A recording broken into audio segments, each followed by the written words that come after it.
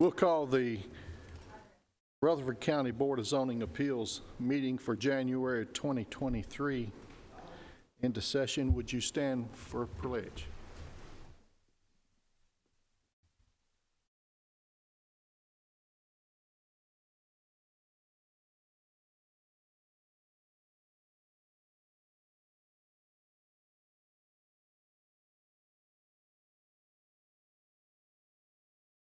Remain standing for a moment of silence.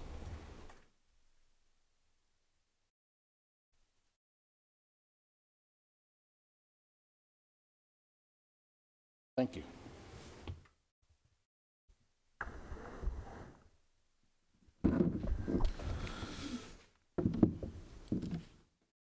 Call the roll, please.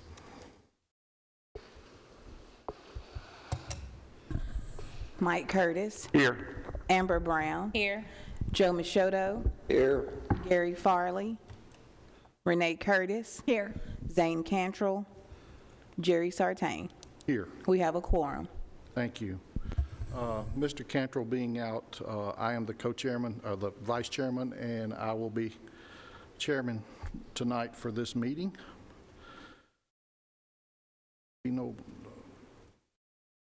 Item number 2, the Richard Rees application has been withdrawn.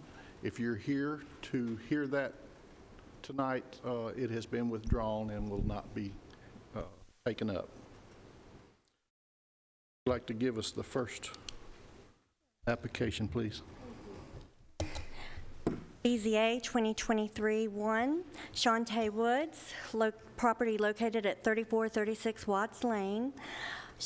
This is a request for special exception approval for the establishment of a group child care home upon a property located in the RM zone. The property is developed as a single-family home off of Watts Lane, and we posted a sign on the site. She would like to operate an in-home daycare that would provide care for up to 12 children. So up to 4, you can get approval administratively, and up to 12, you can go for special exception. Any children over 12, the number of children, the property would have to be rezoned. But as part of the state licensing process, she came in and requested the special exception for the zoning. She indicates that the existing garage will be used that has been converted into the daycare, no additional alterations are planned, and that she's not planning to have any employees for the daycare.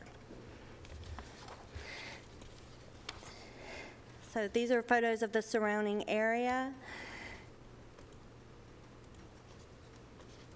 and adjacent properties. So this is a site plan just showing the areas that are designated and will be used for the daycare. She's got a fenced-in play area towards the back of the property, a driveway and parking area with a that accesses the garage, and then the daycare is going to be located within the existing home. Her hours of operation will be 7:30 to 5:30, Monday through Friday. We received one call requesting information on this application, but once it was explained to them what the applicant was requesting, they had no issues with the request, and we found that it met the criteria for special exception approval. And that concludes our presentation. Thank you very much. The way we will hear each item, I want to welcome our audience. The applicants, the folks representing that, will come to the podium, give us your name and your address, and tell us any information or answer any questions that we may have. Do we have anyone here represents this first application? Would you come forward and use the microphone and tell us your name and address, please?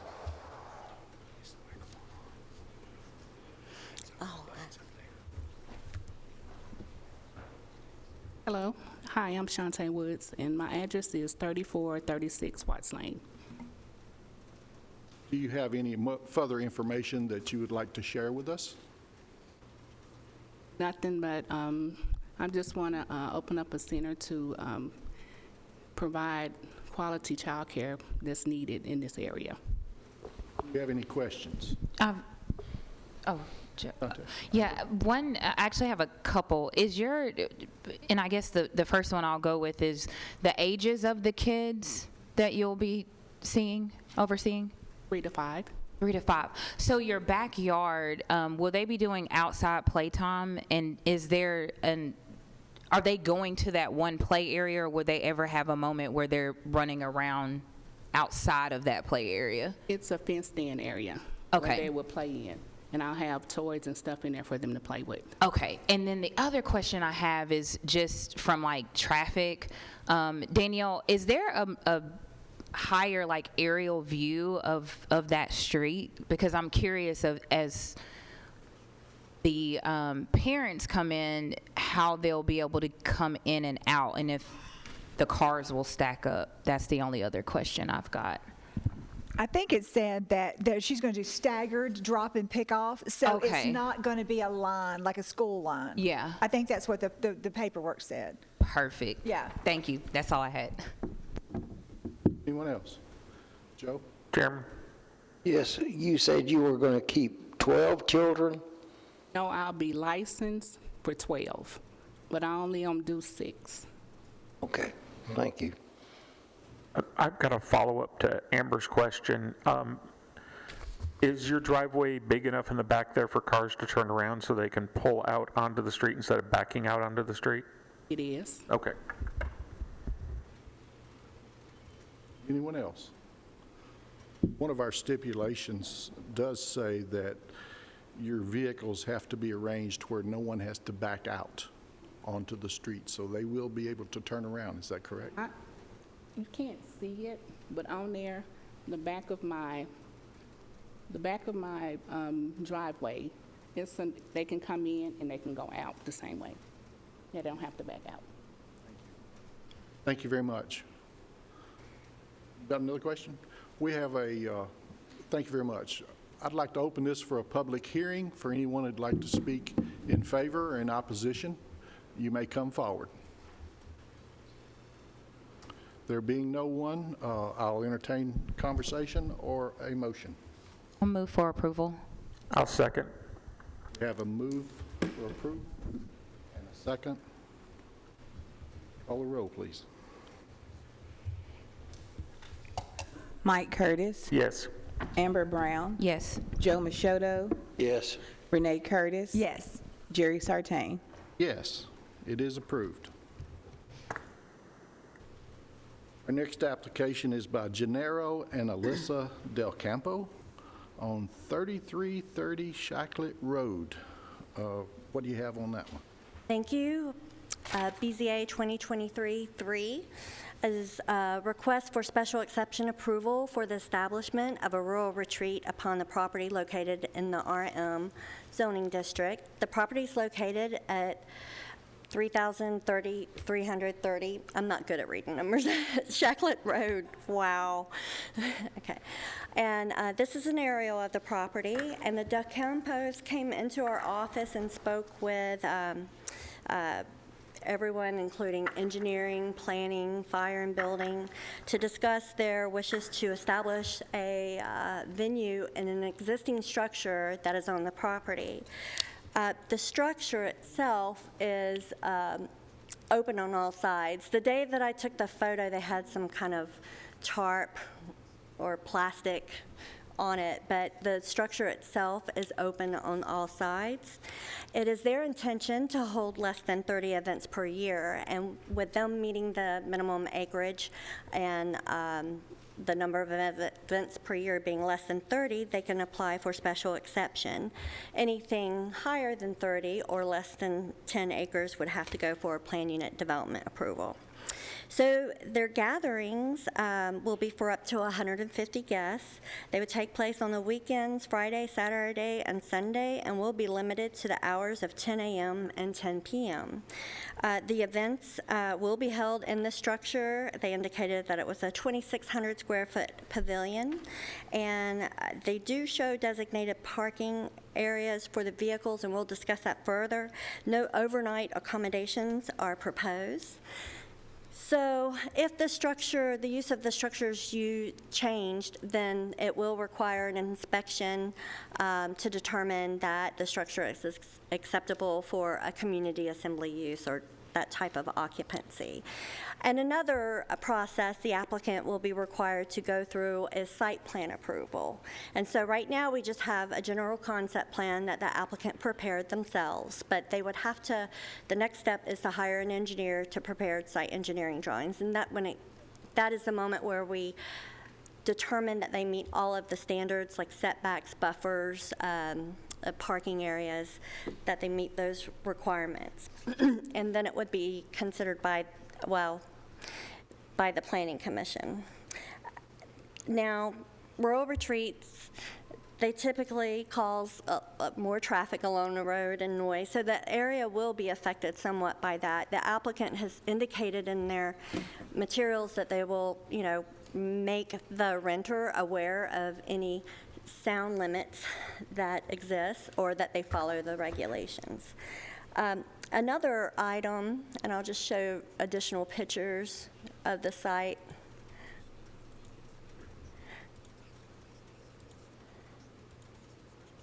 Okay, this is a site plan, a concept plan based on what the applicant provided us. And you have the aerial view. The building that is being used for the rural retreat is located behind the existing home. They're proposing handicap accessible parking that will be required to be paved. Bathrooms, they will construct bathrooms, but they do show a parking area that's in an area that typically holds water, and you can probably see in the aerial that it holds water. Now, engineering will review the parking plan and determine if it's acceptable, but Mike Hughes is here if you have any questions related to water.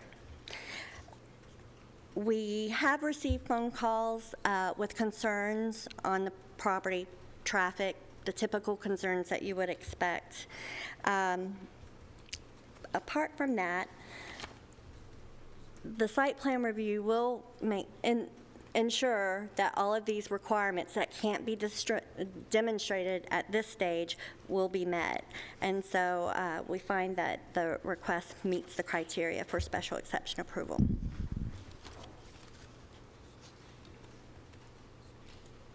So what you're saying, though, Danielle, is we don't have to be concerned with the parking and where it's going to be, and if it's wet, Mike will take care of that in a different time. Right. That's a different, Right. all we're looking at is, The use. yeah, thank you for that clarification. Any more questions? Do we have anyone here representing this request? Would you please come forward? Give us your names, address.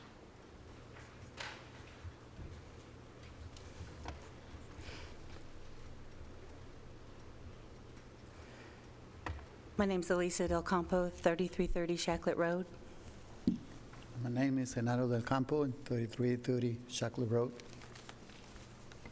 Would you like to share anything maybe we missed about what your plans are out there? I think it sounds very thorough, like everything was set up how we had submitted it. Yeah, if anybody has any questions that. What's your vision for the property?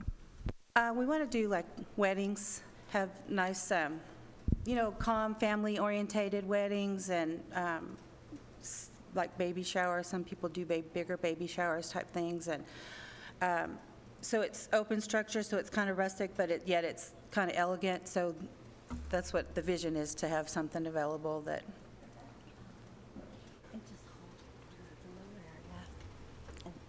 Any more questions? Mr. Machado? Expected number? Not over 150 guests. Any more questions? I'm going to ask, since Farley's not here, egress, ingress, fire trucks, can they come in and out and get parked? And We have, there's a big opening to that section. It's wide. Okay. It's for like a semi-truck could fit through okay, there at that gate. so the fire trucks can get in and out? Yes. Yep. Also, during site plan review, They do Josh that. and They do all Larry that. will look at that. Okay. And if it requires any modifications like widening, Right. they would indicate during site plan Okay. review. Thanks. So I do have a question. I know that you have some I'll call them wetland area. You're not planning to do anything with that. It looks like your parking area might be on top of that. If that's the case, we have a section, but if we could work out behind, there's a big open field that does not have the same amount of wet area that we've noticed. So I don't know, I guess when we work with like the engineering and stuff, they can kind of help us determine. But if that doesn't work there, we have a second That's a total of site, 25 acres. so we can find. Does engineering have anything to say? No, we'll address everything at the site plan to make sure it meets all our county's requirements. The initial plan was just a quick sketch to show where stuff could go, but they have a large piece of property, and we can make. There seems to be plenty of room, but we'll have to make sure it meets all the county requirements. Thank you very much. Mike, if I could follow up, could you, with your great and wonderful GIS map there, could you turn on the 2010 imagery, please?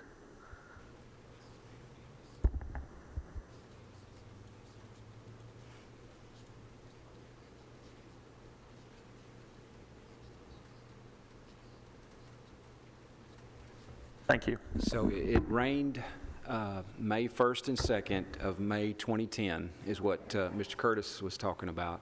And this aerial imagery is from May 4th, 2 days after it stopped raining. So in areas like this with sinkholes, the water was still rising and lowering after the rain event. So, but this That's is not good our concern. representation. Tonight, Yes. that is not our concern, so we just need to move on.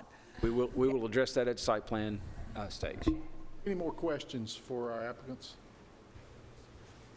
Thank you very much. Any discussion? I'll entertain a motion. Oh, I'm sorry. I forgot. I'll open this for a public hearing. Anyone like to speak for or against this request? Please come forward, give us your name and address.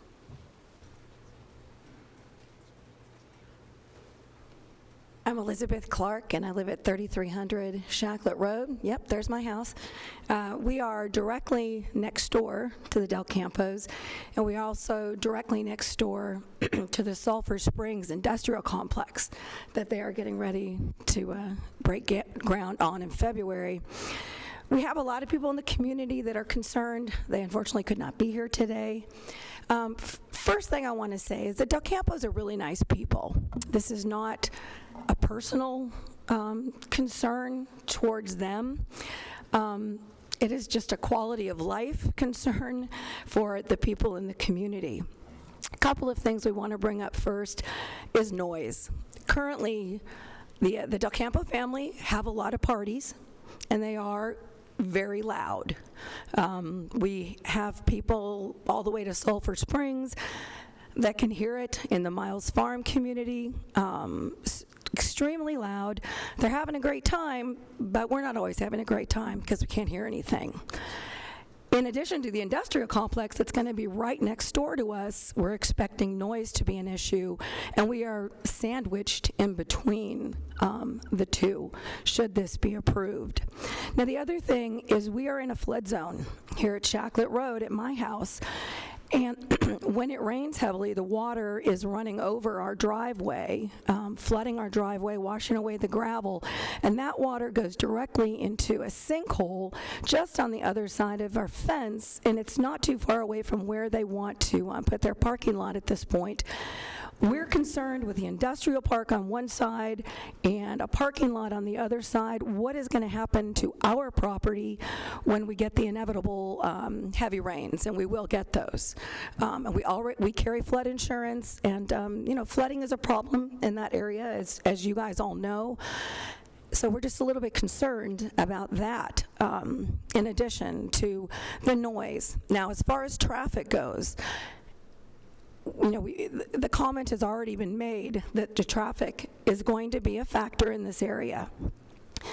when they start building the industrial complex, we are expecting a tremendous increase in traffic because a lot of people are going to be side cutting through Shacklet Road to avoid Sulphur Springs, where all that construction is going to be there at the 840 interchange.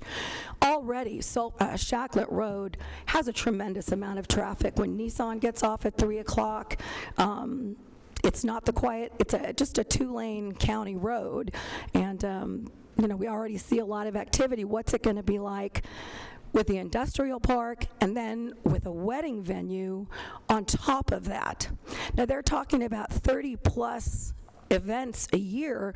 There's only 52 weekends in a year. So we're talking about over half of the weekends we're going to have to listen possibly to parties from 10 o'clock in the morning till 10 o'clock at night. And again, sound travels, especially this time of year when the leaves are not on the trees. Those are our biggest concerns, and it's not just us, it's several people on Shacklet Road who could not be here. So it's the traffic, it's the potential for flooding. It is the noise, which is a huge concern, and the fact that we're sandwiched in between an industrial complex and now a potential wedding venue. So those are our concerns, and numerous people, Andrew White, Betsy Clark, several other people on Shacklet Road who could not be here. So those are our concerns, and that's it. Thank you. All right, thank you. Anyone else?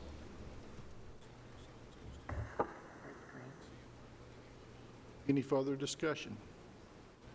I'll close the public hearing. Do we have any? We got one? Well, I didn't know what you was here for. I guess we'll hold the public hearing open. Commissioner, we appreciate you coming. Thank you. Thank you, Chairman and board members. I will echo for the most part Mrs. Clark's comments. Water will be addressed, site plan. So that'll be addressed. 150 people, let me back up. We approved an event venue on West Jefferson not long ago with, 7 acres? Something like that. Jefferson Pike is a state route, and they were doing, I forget the number, it's much less than 150, much less traffic, and it was still a concern because we all know how people drive nowadays. Used to be we could wave at each other and we could let each other out and you thanked them, and now they just, if they got their blinker on, they think they can get in front of you and almost hit you. I see that every day, including today.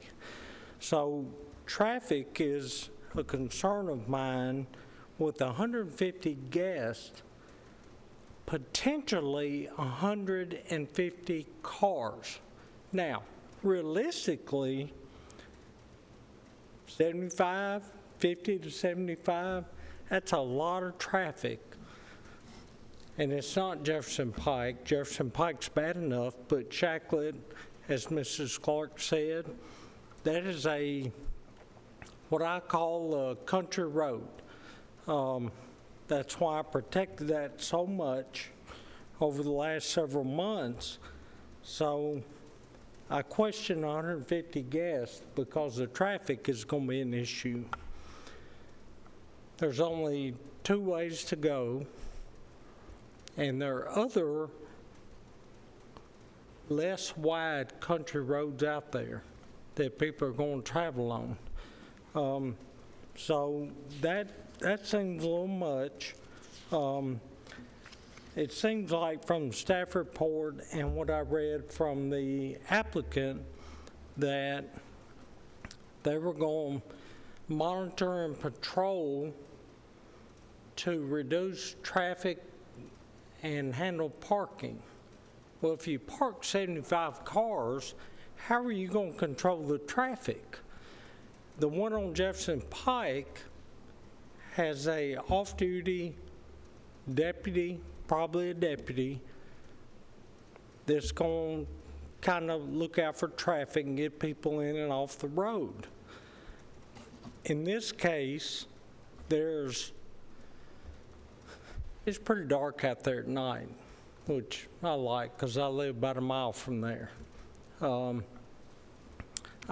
think traffic is a big concern.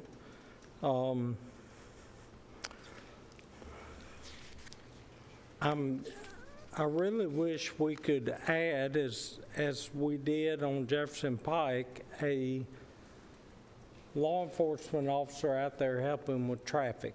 When the event's over, when the event starts, getting cars in, getting them out safely. The staff report talks about one security personnel. Is that, and the applicant's comments said they were going to patrol.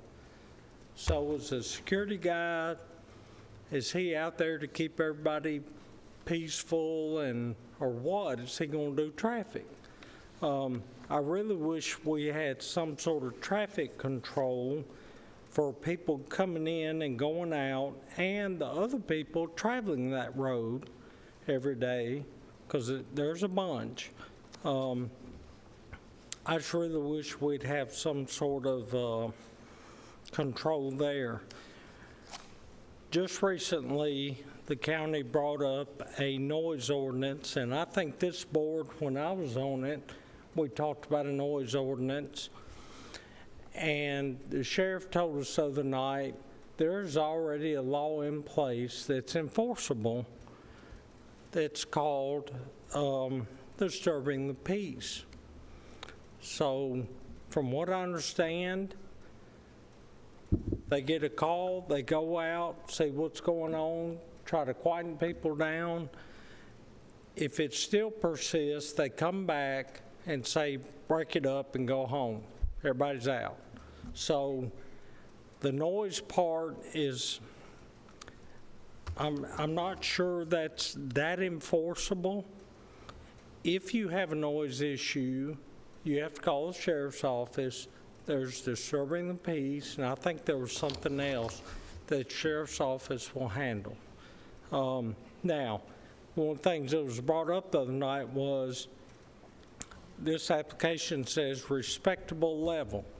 Well, a respectable level to me is birds chirping, coyotes hollering in the middle of the night like they do behind my property and on my property sometimes.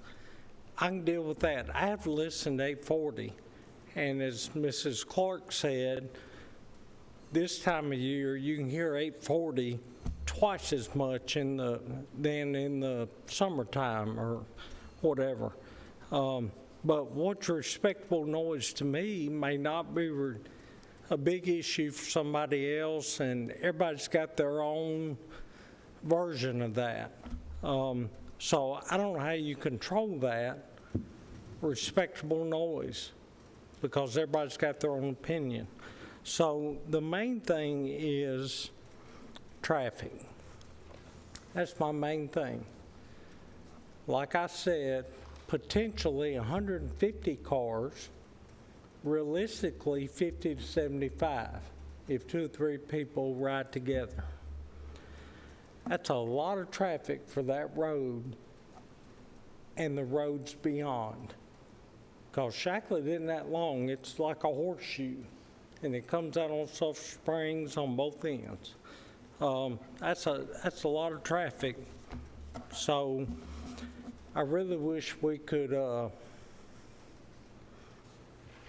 put some sort of traffic control on there. I will say this. I've had 0, as of when I walked in the building, 0 phone calls from either side.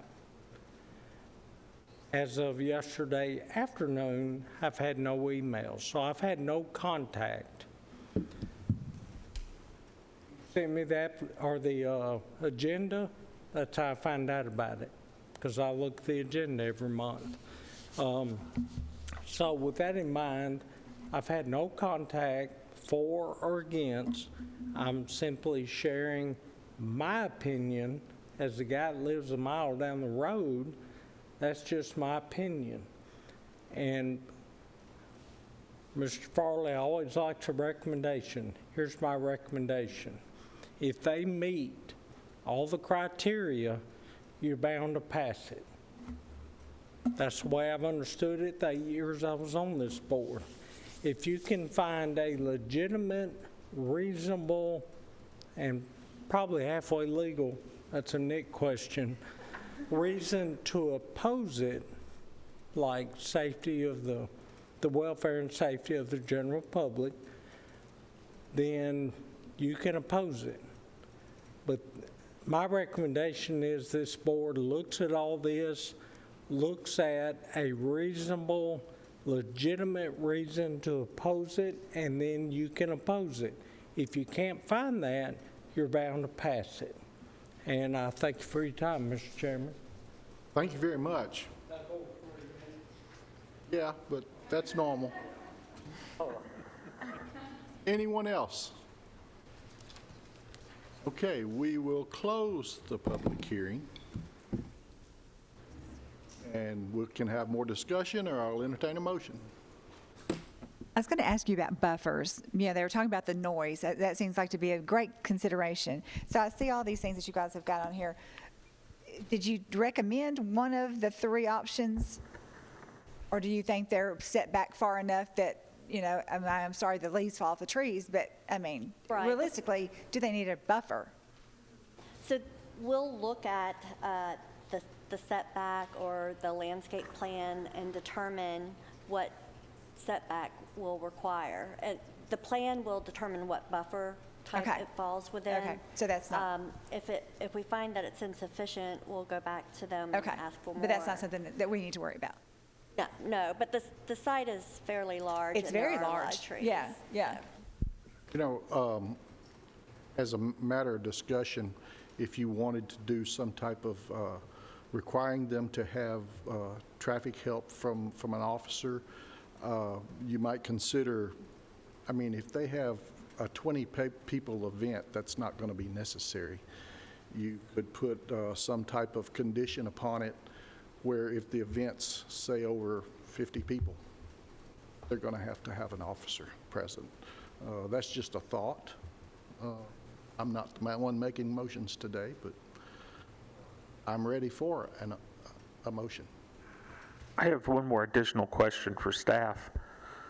If, now again, we're not considering the environmental conditions of the property that will be taken care of in the site plan, but if those conditions cannot be met in the site plan process, would this be allowed to continue? Well, we actually have an example of that. A previous one that we reviewed off of Patterson Road came before you a few years ago, and they were approved for the use. But during the site plan process, it was determined they would not be able to meet our regulations. And so the gentleman, and you weren't on the board then, or you may have been, I'm not sure, last year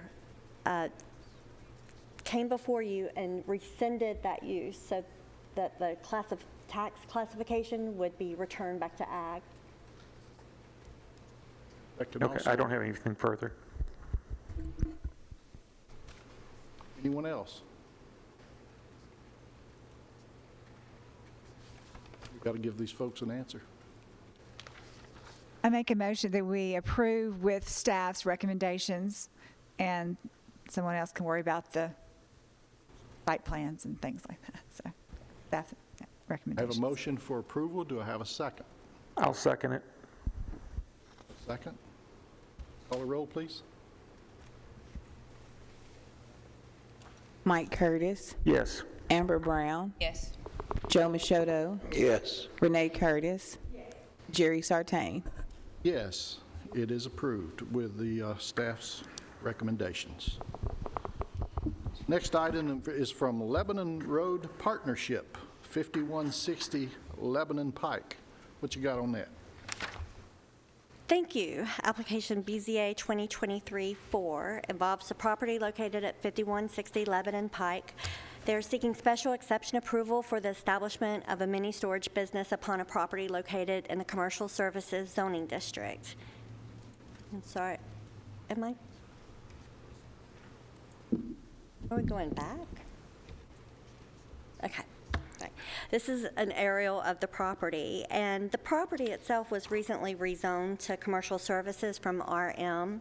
We've had a lot of activity in this area. We have a couple planned unit developments planned for across the street, and there are some traffic improvements planned for the intersection of Lebanon Pike and Central Valley, and it includes a light, right? A traffic signal. So the applicant plans to establish 45,000 square feet of mini storage uses, and as well as 2 buildings that will total 30,000 square feet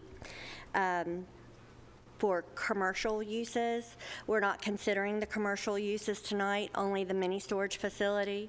So you can probably see parts of the landfill. So this area, and we also considered mini storages on the Jefferson Pike last month. So all of this activity is happening in this area. This would have to go through site plan approval, and we would have to ensure that they meet all of the technical standards established in the zoning ordinance. And we have not received any phone calls regarding this request, and we find that it meets the criteria for approval.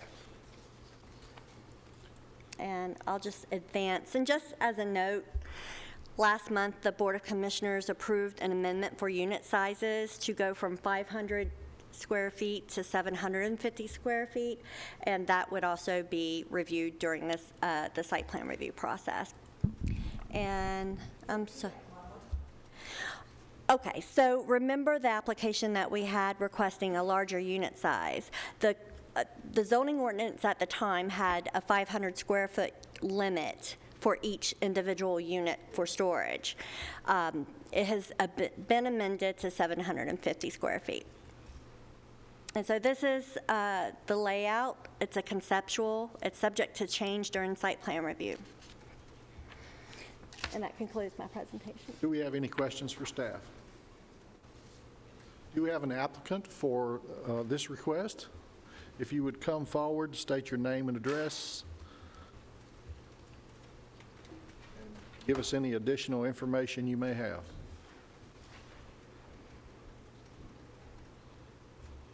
Hello, I'm Clyde Roundtree with Huddleston Steel Engineering. As far as additional information, the only thing I could add is that by design, the storage is behind the retail commercial center. So that'll have more of a artistic, architectural looking front. And that was by design to screen the self-storage in the back. So the blue that you saw in that diagram is self-storage, and the yellow is basically commercial strip center that's out front. And as Danielle said, we're working on rezoning across the street for a subdivision. And there's 2 new subdivisions going in beyond that point, a new light at a Central Pike, or at, what's our cross street there, I'm sorry? Central Valley. Yeah, on Central Valley, I'm sorry, not Central Pike, but Central Valley Road. So it's a booming area, and we feel like this is a good use, especially since it's adjacent to the landfill. We feel like it's probably a low impact as far as use. Storage typically is pretty low impact as far as traffic. And aesthetically, behind the buildings, we feel like it could buffer aesthetically from Memorial Drive. Any more questions? I'd be glad to answer. Yes, sir. Go. How long have you owned the property? How long have we owned the property? Yes. The owners have probably within the last year they purchased it. I was just wondering about the Stones River, how far up it came. Oh, as far as flooding? Yes. I'm not positive. I think it's a pretty strong, let's just see, we're pretty much out of that area with the storage. We will be. We're hanging around the front, and if we have to mitigate for some stormwater, that'll come out in the site plan. Okay, thank you. So this is the FEMA flood zone shown on the map. The blue area is the 100-year storm event, or what they call now the 1% chance. This is the 500-year storm event, and then the hatched area is the floodway. Nothing can be done in the floodway. It's a regulated zone with high velocity, high flood events. Okay, thank you. Yes, sir. Any more questions? Thank you very much. Thank you. I'll open this for a public hearing for anyone who'd like to speak on this request. I'll close the public hearing. Do we have any questions or discussion? Move for approval. Move for approval. Joe Machado has a motion for approval. Amber has a second.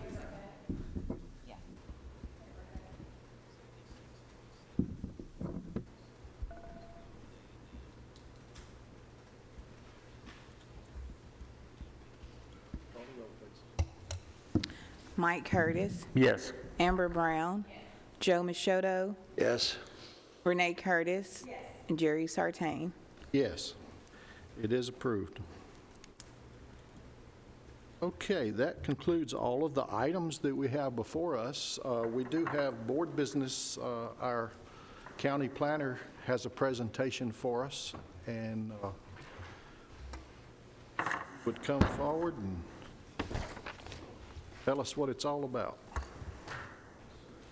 Thank you, Mr. Chairman, and good evening, everyone. Hope everyone's doing well today. We do have a request tonight for a use classification. This is not something that most of you probably have seen. We don't have these very often. The way our zoning ordinance is broke up, we have individual uses, and they're classified into different categories, if you will. Every now and again, we'll run into one of these where the proposed use is not listed in our zoning ordinance, and therefore we have to assign a classification for that. In the zoning ordinance in section 201, the Board of Zoning Appeals is granted the authority to make that determination based on the characteristics of the unlisted use. On your tables should be a letter from TTL Engineering regarding a specific use of a renewable natural gas facility. Now, the facility that we've met with them about would be located at the landfill up over there off East Jefferson Pike. However, if you do make this classification request, as we're recommending, this would be for any location or anything like that. Essentially what this is going to do, it's going to take the methane gas that is naturally occurring from the landfill, and it converts it to basically renewable natural gas. We do have a couple members from TTL here that if you have specific questions about the process itself, I'm not even going to pretend to understand how that works. But after looking through the zoning ordinance, again, there's not really any use that we could say, okay, it's pretty much similar to this, that way we're going to classify it in that manner. The closest thing that we could find was really electric generation. Of course, this is not electric generation, this is natural gas. The electric generation use is classified as an extensive impact facility. So what we would recommend is classifying a renewable natural gas facility in the same manner as an extensive impact facility. That is a use allowable by right in the heavy industrial zone. The landfill area is zoned heavy industrial, and of course they would have to submit site plans and go by all the regulations that the county has as far as zoning, building codes, federal and state regulations as well. So staff's recommendation is for a renewable natural gas facility to be classified as an extensive impact facility in our zoning ordinance, and I'll be happy to answer any questions.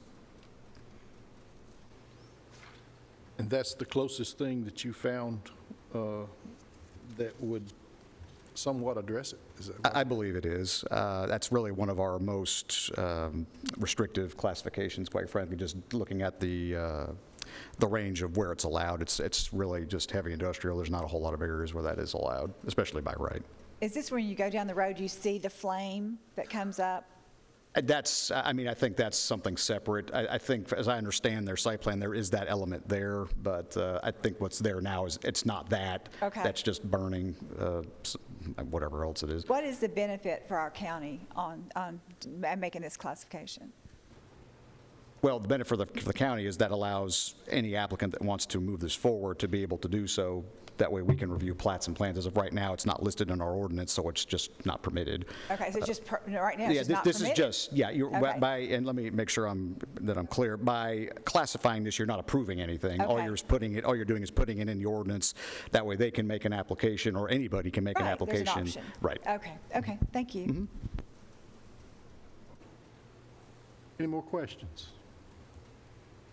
Does anyone does everyone understand what he's asking? Do we do a vote on this? It's just a vote, yeah, there's not a public hearing required. To approve as read. You're making a motion to approve or to, Our staff recommendation. Is that correct? yeah, go ahead. Just make a motion to accept the staff's recommendation as to the classification. Yes, what he said. Okay. And I will now second that. Okay, I have a motion on the floor to accept the classification chosen by our planning department, and I have a second. Call a roll, please. Mike Curtis, Yes. Amber Brown, Joe Machoto, Yes. Renee Curtis, Jerry Sartain. Yes. That's all I have. Thank you so much. It's always a pleasure to come appear before the board. Appreciate you coming and explaining it to us. Do we have any more business? No, sir. Anyone? All right, we are adjourned.